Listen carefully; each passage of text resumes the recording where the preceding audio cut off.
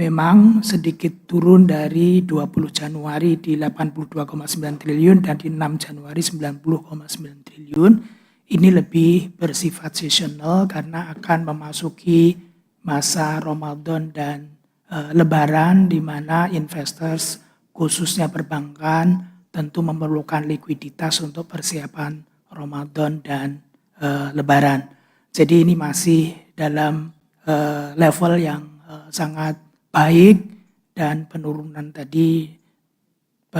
yang cukup marginal. Dan dari sisi pembiayaan utang on track untuk memenuhi kebutuhan pembiayaan 2026. Demikian Pak Wamen, terima kasih. Baik, makasih. Terakhir Pak Sudarto, BPPK. Silakan. Terima kasih Pak Wamen. Ini pertanyaan dari Arifah ya. Apa ada detail data awardee LPDP yang belum kembali menjalankan kewajiban mengabdi ke Indonesia? Jika ada, dalam bentuk apa denda yang sudah diberikan? Mungkin pertama melanjutkan sampaikan oleh Pak Menteri tadi, LPDP tentu sangat menyayangkan ya terjadinya isu tersebut yang dipicu oleh perilaku salah satu alumni ya, LPDP. Tentu tindakan tersebut tidak mencerminkan nilai integritas, etika, dan juga kebangsaan yang selalu ditanamkan oleh LPDP kepada penerima beasiswa LPDP. Jadi terkait dengan data awardee yang tidak mengabdi sesuai dengan kewajibannya, LPDP mendapatkan data tersebut berdasarkan satu data perlintasan keimigrasian yang kami mendapatkan akses dari Ditjen Imigrasi, kemudian juga dari laporan masyarakat kepada kami dan tentunya dari media sosial awardee LPDP tersebut. Kami sudah melakukan penelitian terhadap mungkin lebih dari 600 ya awardee, dan dari jumlah tersebut yang sudah ditetapkan sanksi ya, termasuk pengembalian, itu 8 orang, 36 lagi sedang dalam proses.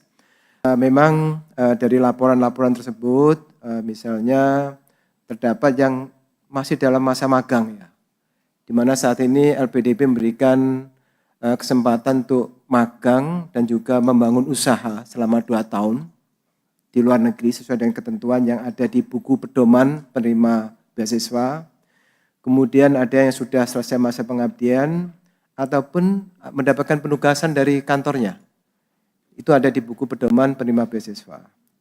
Jadi tentu LPDP terus ya melakukan pengawasan tersebut dan namun setiap kasus kami akan proses secara objektif dan proporsional. Tentunya kami tetap terus menjaga amanah publik ya, bahwa ini ada dana publik yang harus dikembalikan harus memberikan manfaat sebesar-besarnya kepada Indonesia.